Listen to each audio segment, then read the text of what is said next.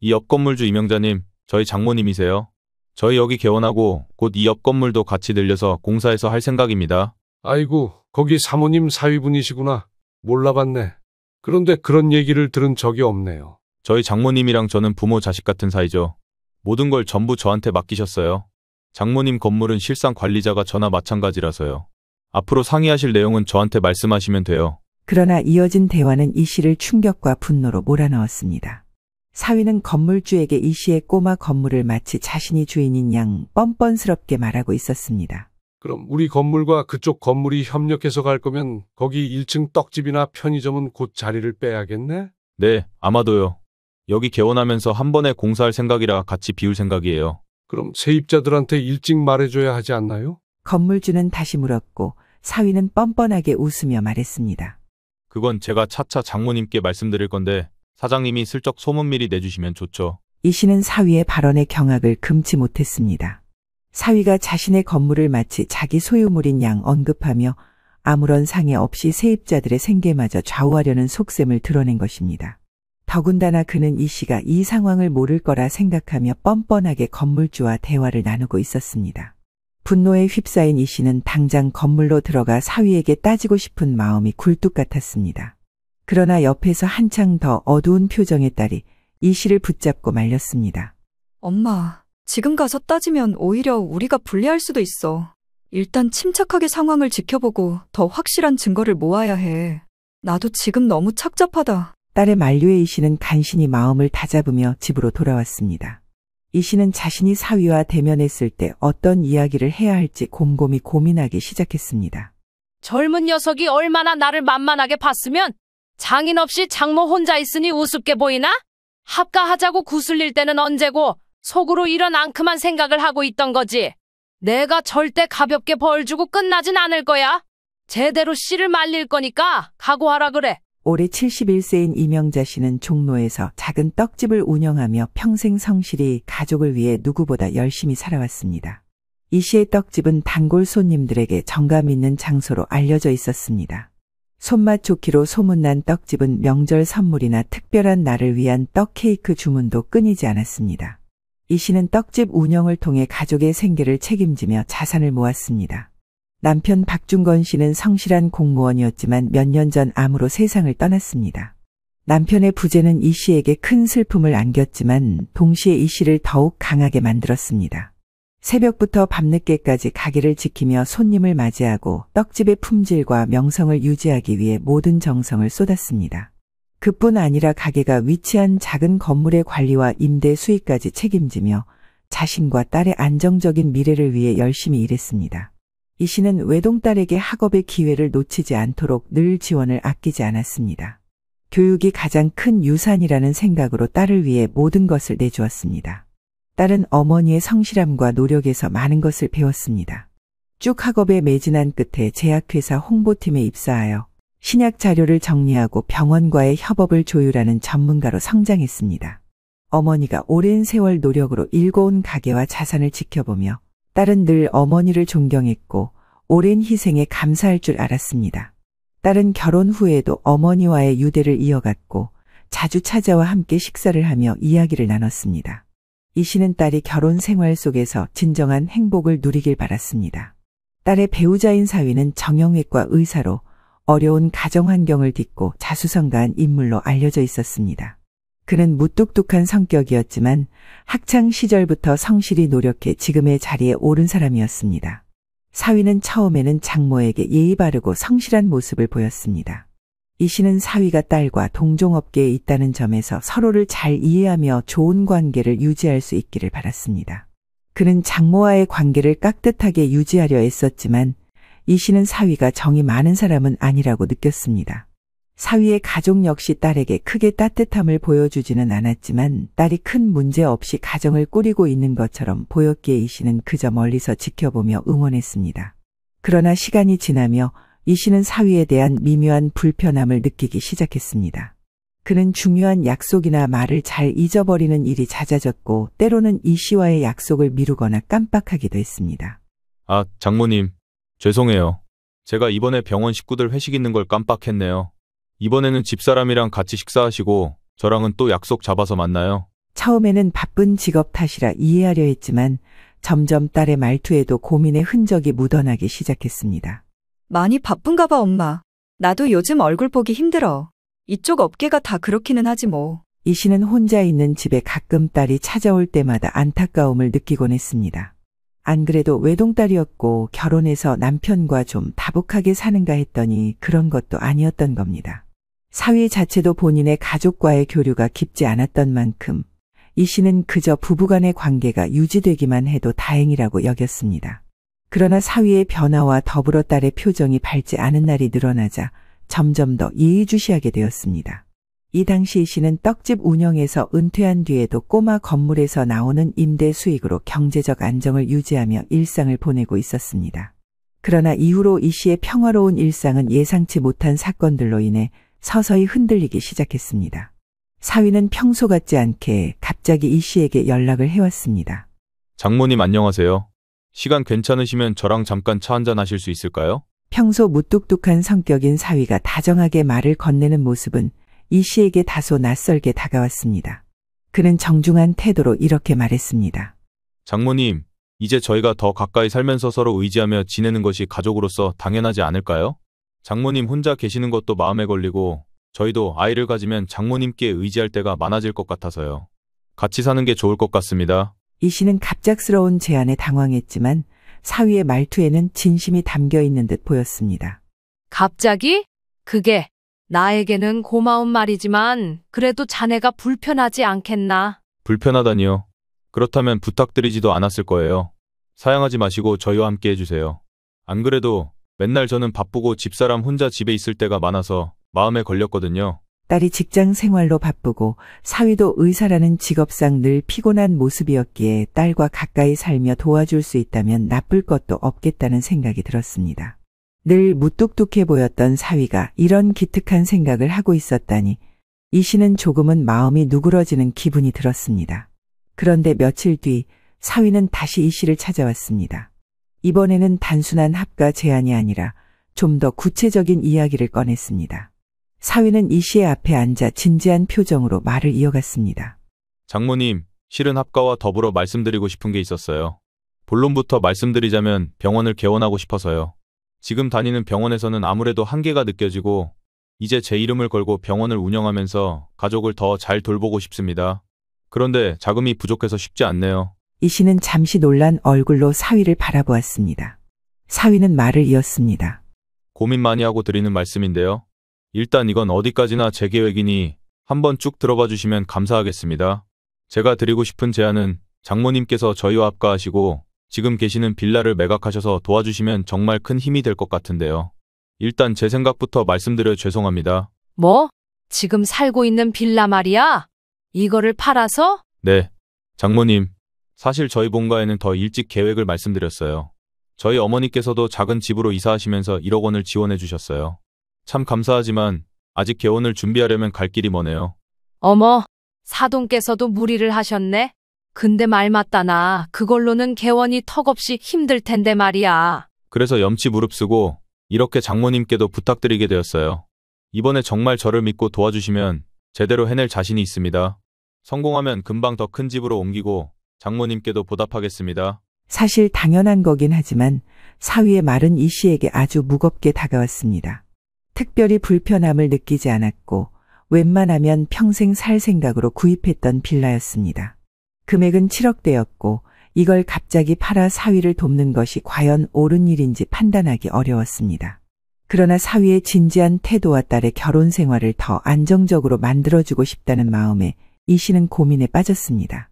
실질적으로 사위의 실력은 인정받고 있는 상황이었고 인터넷에 검색하면 바로 나오는 병원에서 근무하며 동종업계에 있는 딸도 남편을 자랑스러워했으니까요. 그런 사위에게 도움을 준다는 건 결국 딸에게도 이로운 것이었기에 더더욱 고민이 깊어졌던 것입니다.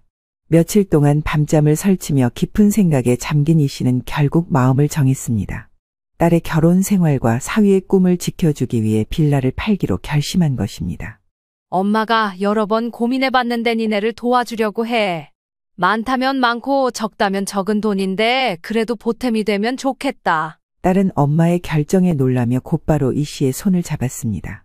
엄마, 나도 얘기 들었는데 굳이 그럴 필요 없어. 엄마가 평생 일해서 마련한 집이잖아. 병원 개원은 다른 방법을 찾으면 돼. 이 사람이 마음이 급해서 그런 부탁을 한 것 같아. 그러나 이 씨는 고개를 저으며 딸을 설득했습니다. 내가 가진 걸 나눌 수 있을 때 나눠야 하지 않겠니? 박서방 나이도 있고 개원도 다 시기가 있다며.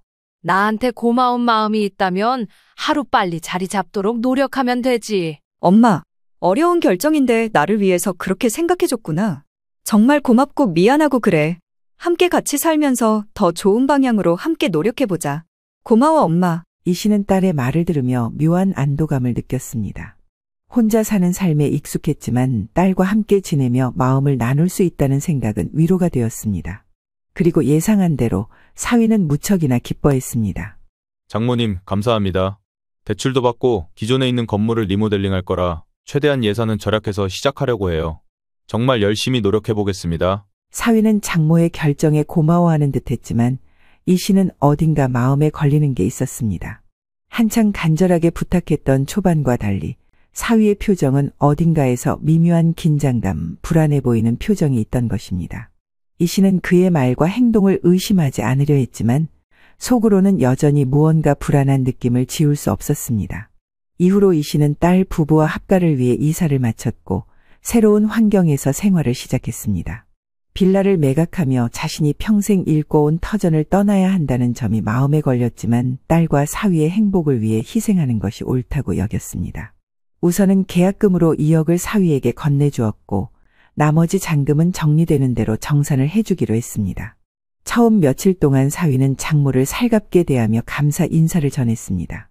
식사를 함께할 때마다 정중하게 대화를 이어갔습니다. 장모님이 도와주신 덕분에 병원 개원 준비에 속도가 붙었어요. 역시 이것도 주변에 연줄이 있어야지 혼자서는 절대 할 수 없는 일이더라고요. 좌우지간 정말 감사드립니다. 그러나 시간이 지날수록 사위는 집에 있는 시간이 줄어들기 시작했습니다. 딸과 둘만 식사하는 날이 점점 늘어났고 사위는 대부분 개원 준비로 바쁘다면서 늦게 귀가하거나 집을 비웠습니다. 이 씨는 처음에는 사위의 바쁜 일정을 이해하려 했습니다. 그러나 가족이 함께 사는 집에서 사위를 거의 보지 못하는 상황이 이어지자 마음 한편에는 어쩐지 석연치 않은 기분이 들기 시작했습니다. 딸과 함께 밥을 먹으면서도 사위가 빠진 자리에 대해 어색한 침묵이 흐르는 날들이 이어졌습니다. 어느 날 새벽, 사위가 술에 취한 채 집으로 들어왔습니다. 거실 소파에 몸을 던지고 곧바로 잠이 들어버린 사위를 보며 이 씨는 안쓰러운 마음에 해장국이라도 끓여주려 했습니다. 부엌에서 냄비를 꺼내며 국을 준비하던 이 씨는 소파에 누운 사위에게 다가가 말을 걸었습니다. 자네, 일어나서 해장국 한 그릇 먹고 자게. 술 냄새가 엄청나구만. 속 다 버리겠어. 그러나 사위는 술김이라 피곤해서 그런지 몰라도 다소 버릇없이 손사래를 치며 말했습니다. 아, 괜찮습니다. 장모님, 그냥 자고 일어날게요. 이 씨는 그의 모습이 몹시 피곤해 보였기에 더 이상 말을 붙이지 않고 방으로 들어왔습니다. 다음 날은 토요일이었습니다. 이 씨는 마트에서 장을 보고 돌아오는 길이었습니다. 현관문을 열고 집에 들어서던 중 거실에서 사위가 물을 마시며 누군가와 통화하는 소리를 들었습니다. 문틈 사이로 들려오는 대화는 이 씨의 발길을 멈추게 했습니다. 사위는 스피커폰을 켜놓은 채로 본인의 여동생과 통화 중이었습니다. 사돈처녀는 이전에 상견례 때 딱 한 번 보았고 사위와는 나이 차이가 꽤 난다고 들었습니다. 별 생각 없이 들어서려던 이 씨는 사위와 사돈처녀의 통화 소리를 듣고 일순간 발걸음이 멈춰버렸습니다. 사위는 장모와의 합가 생활에 대해 아주 여지없이 털어놓고 있던 것입니다. 나? 네가 생각해봐라. 이 생활이 편하겠냐? 엄연히 내 돈 내고 사는 집인데도 편하지 않아. 병원만 차리면 바로 독립해버려야지. 솔직히 네 언니랑 사이도 그닥이야. 남들이 볼 땐 부부 같지도 않지. 이 씨는 그 말을 듣고 가슴이 철렁 내려앉았습니다. 이게 무슨 말인지 이 대화에서 사위는 본인 아내를 아주 하찮게 대하는 것처럼 느껴졌던 겁니다. 그런데다가 왜 스피커폰으로 해둔 건지 사위의 동생인 사돈처녀는 통화 속에서 이렇게 물었습니다. 새언니가 좀 눈치가 없긴 하더라. 끽해야 제약회사 다니면서 의사 만났으면 감사한 줄 알아야지. 오빠가 그렇게 장모님한테 굽신거릴 때까지 외계원에 보탤 생각을 안 해? 그런 점이 너무 답답하고 짜증나는 거야. 이번에도 장모님이 해주신단 걸 말리고 앉았더라고. 바보 아니야? 개원에서 생기는 이익 따지면 자기 엄마를 말리고 있을 때가 아니지. 더 부추겨서 빨리 사위 뭐라도 해주게 해야 되는 거 아니냐고. 나라면 진짜 잘할 텐데. 그래서 이번에 나도 결혼하면서 내조하려고 혼수랑 예단이랑 힘주는 거잖아. 근데 오빠, 병원 잘 되면 진짜 나 결혼 준비시켜줄 거지? 가뜩이나 여기까지만 들어도 핏줄이 서는 와중에 이 얘긴 또 뭔가 싶었습니다. 그런데 사위는 가볍게 웃으며 대답했습니다. 당연하지. 네가 그만한 집안에 시집가는 건 나한테도 아주 중요한 일이야. 나 덕분에 의사 오빠 있는 친정으로 프리미엄도 붙고 너도 시집 준비 빵빵하게 해가서 잘 되면 서로 좋은 거지. 좀만 기다려. 주눅 들지 않게 제대로 해줄 테니까. 이 씨는 사위와 사돈처녀의 대화를 듣고 더 이상 그 자리에 있을 수 없었습니다. 숨죽여 조용히 문을 닫고 집 밖으로 나왔습니다. 마음속에서 끓어오르는 분노와 충격을 억누르며 한동안 집 주변을 걸어 다녔습니다. 무심코 발길을 돌린 곳은 근처의 작은 공원이었습니다. 그날 오후 미용실에서 머리를 하고 돌아오는 딸에게 전화를 걸어 사위와 사돈처녀의 관계에 대해 물었습니다. 이 씨는 최대한 침착한 목소리로 딸에게 물었습니다. 너희 시댁 쪽은 요즘 어떻게 지내니? 시댁 아가씨 말이야. 자기 오빠랑 사이가 좋다고 했나? 박서방이랑 우애가 좋은 남매니? 응. 둘이 예전부터 아주 죽고 못 사는 남매이긴 했어. 엄마도 알다시피 우리 시부모님이 힘들게 사셨잖아. 거기서 아들 의사만 들었고 하여간 아들 하나한테만 몰아준 에너지가 장난이 아니니까. 그러면서 아가씨 학비도 알바해서 대주고 아주 대단한 오빠이긴 해. 그래? 사이가 좋은가 보네. 근데 사돈처녀는 결혼 안 해? 안 그래도 남편이 아가씨에게 좋은 선자리를 소개시켜줬대. 같은 의사 후배를 만나게 해줬더라고. 그래서 내년 말쯤에 결혼한다는데 예단이랑 혼수가 꽤 많이 든다나 봐. 아무래도 그렇겠지. 그렇구나. 우리 시어머니는 본인 자식들이 복이 많아서 다 잘 된다고 하면서 지난주에 시댁 갔을 때 엄청 자랑하셨어. 이 말을 들은 이 씨는 더욱 혼란스러워졌습니다. 사위가 병원 개원 준비로 바쁜 와중에도 여동생의 결혼을 신경 쓰고 그에 따른 자금 계획까지 염두에 두고 있다니 사위의 안중에 이 씨의 딸은 하나도 없고 그저 본인 집에 대한 열망만 강해 보였던 겁니다. 게다가 부부 사이는 별로 안 좋다는 식으로 사돈 처녀에게 새언니 흉을 보는 모습은 여러모로 마음을 더욱 불편하게 만들었습니다. 이 씨는 머릿속으로 사위의 말과 행동을 떠올리며 그가 정말 가족을 위한 선택을 하고 있는 것인지 아니면 자신의 이익만을 추구하고 있는 것인지 의심하기 시작했습니다. 이런 마음을 한번 품고 나니 이 씨는 한동안 사위 보는 것이 불편해서 본인이 피해 다니기 시작했습니다. 일찍 자러 들어가 버리고 사위가 없을 때 활동하고 이런 마음의 갈등을 딸에게 털어놓기도 불편해서 도통 힘든 상황이었습니다. 그러던 중 이 씨의 생일이 다가왔습니다. 딸과 사위는 이 씨를 위해 화려한 호텔 식사를 준비했습니다. 솔직히 사위와 마주하기 불편하던 와중에 그래도 성이다 싶어 그 자리에 응하기는 했습니다. 한창 식사가 이루어지던 중 사위가 던진 한마디에 이 씨는 순간적으로 경계심이 들었습니다. 장모님, 음식은 좀 입에 맞으세요? 아, 네. 다행이네요. 장모님 좋아하실 만한 곳으로 고른 거예요. 아참, 제가 저번에 여쭤보려다 깜빡했는데요. 저기 종로 쪽 꼬마 건물은 그대로 활용 안 하고 두실 생각이세요? 이 씨는 뜬금없는 질문에 잠시 말을 멈추었다가 사위를 뚫어지게 바라보며 답했습니다. 건물? 아니, 그 건물까지 자네가 어떻게 아나? 내가 말한 적이 있었던가? 사위는 웃으며 대답했습니다. 저번에 은진이한테 들었죠. 그나저나 장모님께서는 정말 수완이 좋으세요. 떡집 하나 운영하시면서 그렇게 재산을 불리시다니 대단하십니다. 저도 그런 능력을 담고 싶네요. 저희 병원도 잘 되겠죠? 사위의 말을 들은 이 씨는 왠지 모를 불편함과 불쾌감이 스며드는 것을 느꼈습니다. 이 씨는 생일 자리에서 분위기를 망치고 싶지 않아 애써 미소를 유지했지만 속으로는 경계심이 커져갔습니다. 장모가 가진 재산에 대해 세세히 알고 있는 것도 모자라 이를 병원 개원과 은근히 연관짓는 말투가 왠지 석연치 않았습니다. 그날 저녁 이 씨는 방에 들어가 조용히 생각을 정리했습니다. 사위가 장모의 빌라 매각으로 병원 개원 자금을 마련한 것도 모자라 이제는 종로의 꼬마 건물까지 노리는 게 아닌가 하는 의심이 들었습니다. 일단 잔금을 다 치르지 않았지만 이럴 때일수록 더더욱 돈을 움켜쥐고 전액을 주지 말아야겠다는 생각이 가득했습니다. 게다가 며칠 후 딸과 함께 저녁 식사를 하던 중 딸이 무심코 한 말이 이 씨를 더욱 불편하게 만들었습니다. 엄마, 남편이 그러는데 엄마네 꼬마 건물 옆자리가 지금 병원 부지로 괜찮은 곳이래. 부동산에서도 엄청 추천해준다던데? 처음에 봤던 자리에서 이쪽으로 옮겨서 알아보고 있나 봐. 이 말을 들은 이 씨는 순간적으로 소름이 돋았습니다. 사위가 종로의 꼬마 건물에 대해 묻고 있는 것도 왠지 개원 계획에 포함시킨 것 같은 뉘앙스를 풍겼기 때문입니다. 이 씨가 세상 물정에 밝다면 밝고 어둡다면 어두운 편이었지만 이렇게 흘러가는 상황은 누가 봐도 분명했습니다. 사위가 단순히 병원 개원 자금을 마련하려는 것뿐만 아니라 장모인 이 씨의 자산을 더 깊이 탐내고 있다는 확신을 갖게 되었습니다. 이 씨는 그날 밤 잠들지 못하고 계속해서 상황을 곱씹었습니다. 사위의 말투, 행동, 그리고 딸의 무심코 한 말까지 모두 의심스러웠습니다. 며칠 후 이 씨는 집에서 우연히 사위의 방을 지나가다가 그가 대출 서류를 검토하며 전화를 하는 소리를 엿듣게 되었습니다. 사위는 은행 직원과 통화하며 대출 가능 여부를 확인하고 있었습니다. 아, 네. 담보로 할 만한 작은 건물도 바로 그 옆에 있는데 이걸로도 대출 가능하죠? 그게 가족이 소유하고 있는 건물인데 아직 여부가 확실하진 않아요. 대출되는지 궁금해서 여쭤보는 겁니다. 이 씨는 사위가 이미 종로 꼬마 건물을 담보로 설정하고 대출을 진행 중이라는 사실을 깨달았습니다. 그러나 그보다 더 충격적이었던 것은 사위가 직접 장모에게 직접 이 이야기를 꺼내지 않고 몰래 뒤에서 알아보고 있다는 점이었습니다. 한 집에 살고 있으면서 어쩜 저렇게 조심성이 없는 건지, 어쩌면 알아도 상관없어서 저러는 건지 이 씨의 마음은 점점 복잡해졌습니다.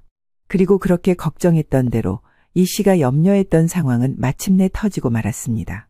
며칠 후 딸은 조심스럽게 이 씨에게 이렇게 말을 꺼낸 것입니다. 엄마, 남편이 병원 대출 때문에 서류에 서명 좀 해달라고 하는데 할 게 많은가 봐. 일단 이따가 오면 확인하고 해주기로 했어. 뭐? 무슨 서류인데? 뭐 때문에 대리로 서명을 해? 글쎄? 담보로 대출하는 거라서 가족이니까 대리 서명 가능할 거라고 하던데? 그니까 뭘 담보로 한다는 거야?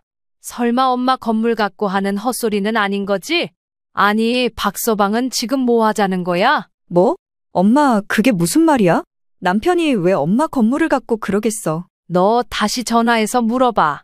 뭔 내용인지 꼬치꼬치 다시 물어보라고. 딸은 불안한 얼굴로 사위에게 전화를 걸었지만 받지 않았고 나중에 메시지로만 답해줬는데 그 내용도 아주 흐리멍텅했습니다. 일단 당신은 서명만 해주면 돼. 지금 서류들이 너무 많아서 내가 복합적으로 나중에 다시 확인시켜줄게. 이 씨는 이 내용을 옆에서 보고 있자니 더더욱 날이 섰습니다. 이거 앞만 봐도 내 건물 갖고 적당히 서류 만들어서 담보로 대출하려는 거 맞아. 안 되겠다. 너도 알건 알아야지. 엄마 얘기 좀 들어봐 너. 이 씨는 그동안 자신이 느낀 불편함과 의심 그리고 사위의 행동을 낱낱이 털어놓았습니다.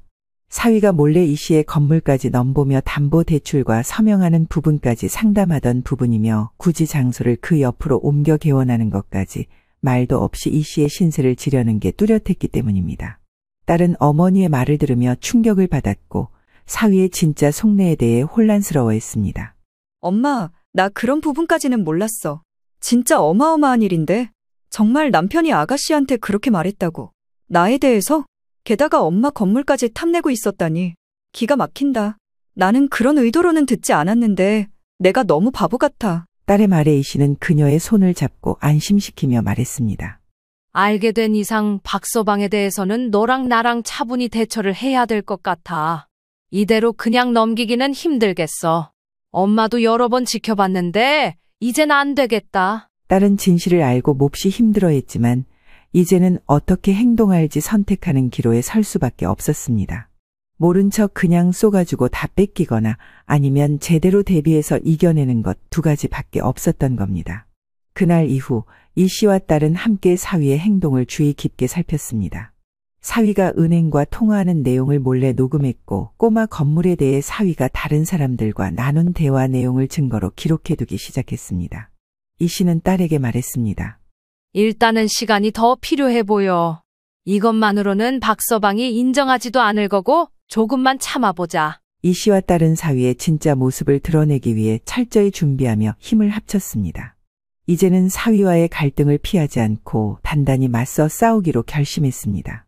그러나 사위와 직접 대화를 나눠 거절하려고 했던 이 씨는 병원을 방문했을 때 예상치 못한 소식을 접하게 되었습니다. 사위가 병원을 이미 그만두었고 개원을 준비 중이라는 소문이 여기저기 퍼져 있었던 것입니다.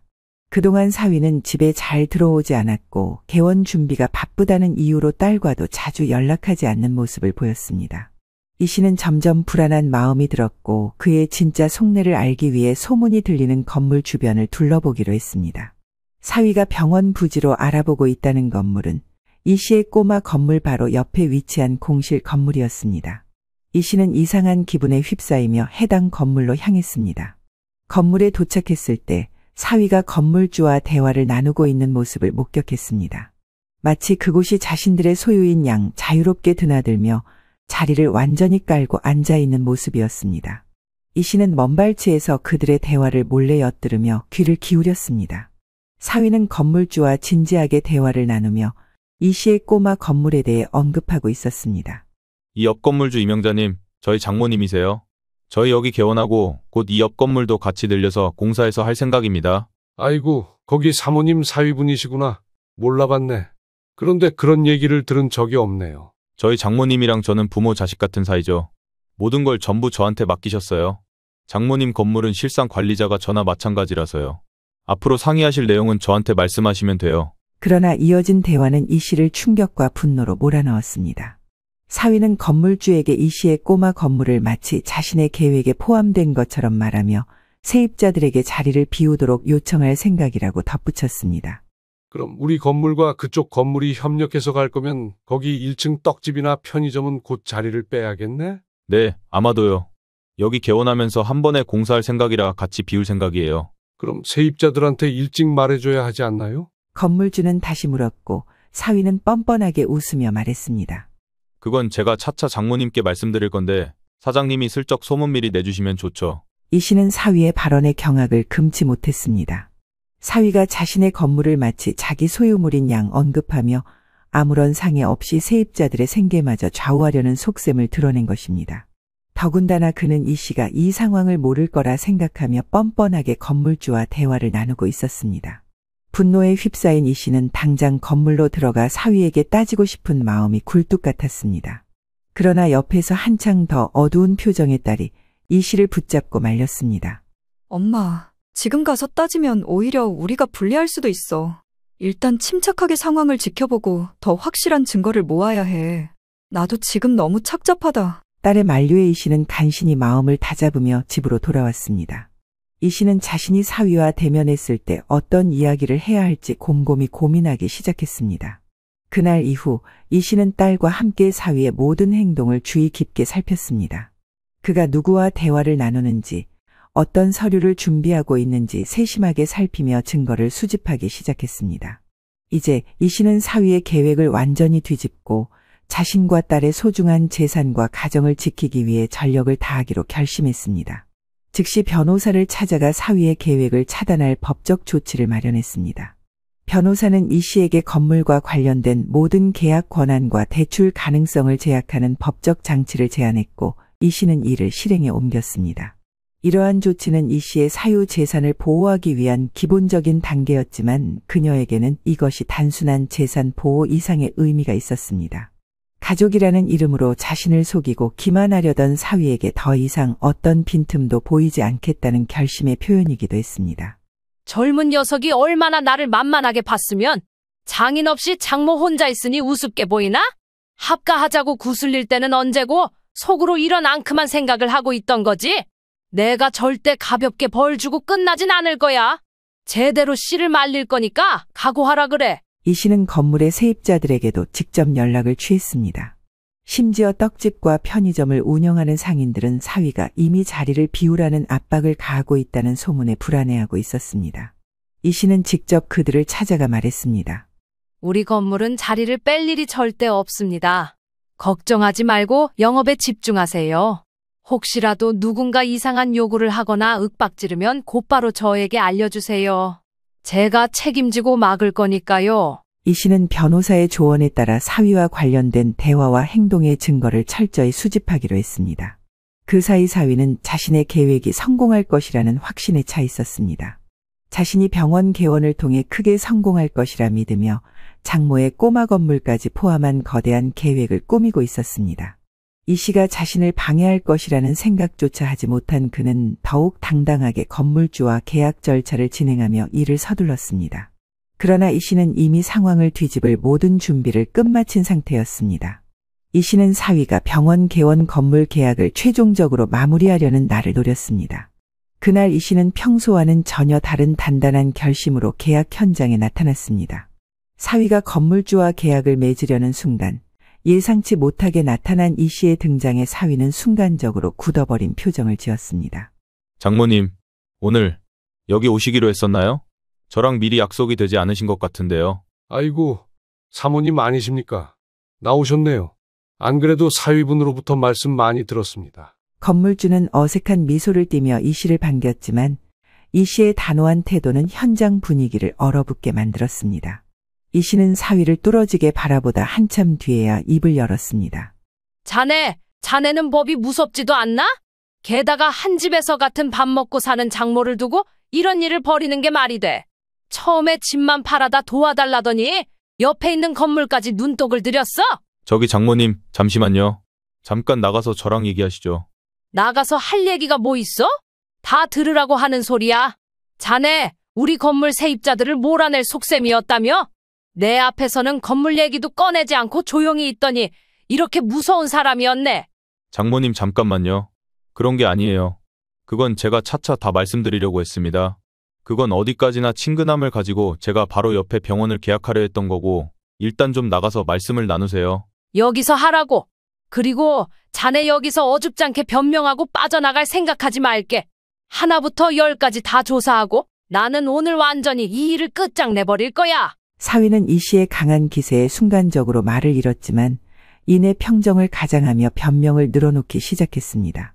장모님, 이건 오해십니다. 저는 그저 병원을 더 잘되게 하려고 한 것뿐이에요. 장모님 건물이 병원 확장에 좋은 위치라서 함께 이용하면 좋을 거라고 생각했어요. 그리고 뭔가 잘못 생각하신 것 같은데 저는 장모님 건물에 손도 대지 않았어요. 제가 뭘 한 게 있습니까? 자네가 세입자들한테 자리를 비우라고 했다는 말까지 들었어.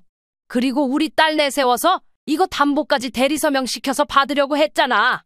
그러다가 내가 못하게 막아서 스물스물 넘어가고 머리 굴리는 거 다 알아보고 왔어. 우리 변호사랑 같이 왔으니까 자세한 건 법적으로 처리하자고. 그제야 사위의 얼굴이 하얗게 질렸습니다. 그는 더 이상 변명할 말조차 떠오르지 않는 듯 머뭇거리기만 했습니다. 이때 이 씨와 함께 온 변호사가 조용히 앞으로 나섰습니다. 그는 사위와 건물주에게 법적 서류를 건네며 건물 소유주 명의와 관련된 분이 다 정리되었고 사위가 어떤 것도 함부로 할 수 없다는 것에 대해 명확히 설명했습니다. 사위는 당혹스러움과 두려움의 말을 잇지 못한 채 건물주를 바라봤습니다. 건물주 역시 이 상황에 당황했습니다. 아니, 저는 그저 사위분께서 장모님과 이미 합의가 된 줄 알고 이야기를 나눴던 건데요. 그래서 제 건물 리모델링 하시고 사장님 건물과 같이 주차장까지 협업을 하신다길래 그렇게 알고 있었어요. 이게 무슨 일인지 참. 이 씨는 건물주에게 짧게 고개를 끄덕이며 사위의 음모를 자신의 손으로 확실히 막았다는 안도감과 동시에 배신감의 복잡한 감정을 느꼈습니다. 사위는 더 이상 자신의 계획을 숨길 수 없다는 것을 깨닫고 불쾌한 표정을 지었습니다. 심지어 사과며 뭐며 한마디도 하지 않고 울룩불룩한 표정을 지은 채 이 씨가 이전에 사위가 몰래 통화할 때 봤던 그 이중적인 얼굴을 드러냈습니다. 아, 진짜 뭐 하자는 건지? 상황을 다 뒤집어 놔도 유분수지. 저기요, 장모님, 더 드릴 말씀이 없네요. 일단 또 뵙겠습니다. 사위는 그렇게 건방진 모습으로 자리를 떠버렸고 이 씨와 변호사, 딸은 황당하기 짝이 없는 그의 뒷모습을 바라보며 서 있었습니다. 우선 이 씨는 현장을 떠나며 다시는 이런 일이 벌어지지 않도록 꼼꼼히 대비할 것을 다짐했습니다. 이후로 갈수록 사위에게 좋을 상황은 하나도 없었기에 굳이 저렇게 고집을 부리며 센척하는 사위란 딱히 신경 쓸 것도 없었습니다. 왜냐하면 사위는 병원 개원에 필요한 초기 자금 대부분을 잃게 되었기 때문입니다. 이 씨는 빌라를 매각하며 냈던 투자금을 다 돌려받고 잔금은 당연히 통장에 묵혀둔 상태였습니다. 그 상태로 사위는 빚으로 점철된 계약금도 날렸고 추가로 지불해야 할 위약금이 발생해 시댁 식구들 모두가 발을 동동 구르며 해결책을 찾으려 했습니다. 그러나 그 둘은 남은 재산을 모두 끌어모아도 막대한 빚을 갚을 길이 없었습니다. 결국 사위는 병원 개원 실패와 함께 경제적으로도 큰 타격을 입었습니다. 사돈은 난리가 났지만 아들이 한 짓이 있어서인지 차마 이 씨에게 연락은 해보지 못하는 눈치였습니다.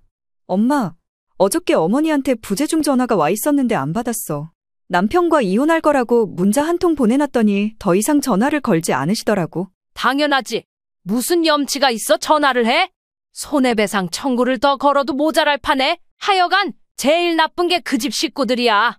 아들이 저 짓거리 꾸미는 거 다 알고 있었을 거 아니야. 이 씨는 사위의 몰락을 바라보며 자신의 결단이 딸을 위한 최선의 선택이었음을 확신했습니다. 더불어 딸 부부를 이혼시킬 결심하며 변호사를 통해 모든 법적 문제를 해결해 나갔습니다. 우선 이 씨는 기존 빌라 매각을 철회하도록 했습니다. 그동안 법적 절차를 통해 빌라와 종로 꼬마 건물의 재산권을 확실히 정리하며 자신의 재산을 지키는 데 성공하게 되었는데요. 또한 아파트로 이사하며 새로운 생활을 시작하게 되었습니다. 종로의 꼬마 건물은 이 씨에게 안정적인 임대 수익을 가져다 주었고 이를 더욱 효율적으로 활용하기 위해 꼬마 건물의 상가를 새롭게 리모델링하기로 했습니다. 꼬마 건물 1층에 직접 운영했던 떡집을 리모델링해서 새로운 모습으로 개업도 하게 되었습니다. 좀 더 젊은 층의 취향에 맞춘 떡 케이크와 간편식 떡 제품을 판매하게 된 것입니다. 딸은 마음이 힘든 와중 이쪽으로 에너지를 집중했고 제약회사에서의 경험을 살려 SNS 마케팅과 홍보를 도우며 떡집은 빠르게 입소문을 타고 번창하게 되었습니다. 그리하여 이 건물을 통해 2층과 3층의 임대 수익은 여전히 안정적인 수입을 보장하며 이 씨와 딸은 경제적 부담 없이 평화로운 일상을 되찾았습니다. 덧붙여 말하자면 사위는 병원 개원에 실패한 이후 빠르게 내리막길을 걸었습니다. 장모의 재산에 의존하려던 계획이 수포로 돌아가면서 개원 자금 부족으로 계약했던 병원 부지를 포기해야 했습니다. 개원을 못한 그는 기존 병원에서도 신뢰를 잃어 재계약에 실패하며 다른 병원에서 페이닥터로 일할 자리를 찾았습니다. 그러나 술로 의존하던 그는 잦은 실수와 불안정한 태도로 환자들에게 신뢰를 잃고 결국 병원에서도 해고되었습니다. 환자와 동료들 사이에서도 책임감 없는 의사로 소문이 나며 업계에서 설 자리를 잃었습니다. 그는 자신의 몰락이 장모와 전처의 탓이라며 주변 사람들에게 하소연하지만 이를 들어주는 사람은 없었습니다. 결국 사위는 병원을 그만두고 작은 외곽 마을로 내려가 저렴한 진료실을 운영하며 하루 벌어 하루 먹고 사는 처지가 되었습니다. 술에 의존하며 한때 잘 나가던 의사였다는 자존심을 버리지 못해 스스로를 갉아먹는 삶을 살게 되었습니다. 사돈 처녀는 오빠의 명성과 재산을 믿고 결혼 자금을 마련하려던 계획이 좌절되며 결혼 대상자였던 예비 신랑으로부터 파혼을 당하게 되었습니다. 이는 오빠가 경제적으로 몰락하며 의사 가문의 프리미엄을 잃었기 때문입니다. 본래 사돈 처녀는 취업할 능력도 꾸준히 일할 의지도 없었기에 부모 집으로 돌아가 의존적으로 살게 되었습니다. 소위 개천에서 용이 났다며 의사 아들을 둔 것으로 자랑스러워했던 사돈 집안은 과하게 욕심부리는 아들을 그냥 뒀다가 이제 사면초가에 놓이게 되었습니다. 자식들 각각이 터뜨린 문제들을 해결하기 위해 가진 재산을 쏟아부었지만 그 과정에서 자금 부족으로 기존 집을 팔고 좁은 월세방으로 또 이사하며 경제적 파탄을 맞이하게 되었습니다. 이 씨는 이제 자신과 딸을 위해 살아가기로 다짐했습니다. 지금처럼 서로를 응원하며 더 단단해진 가족으로 희망찬 내일을 향해 나아가고 있습니다.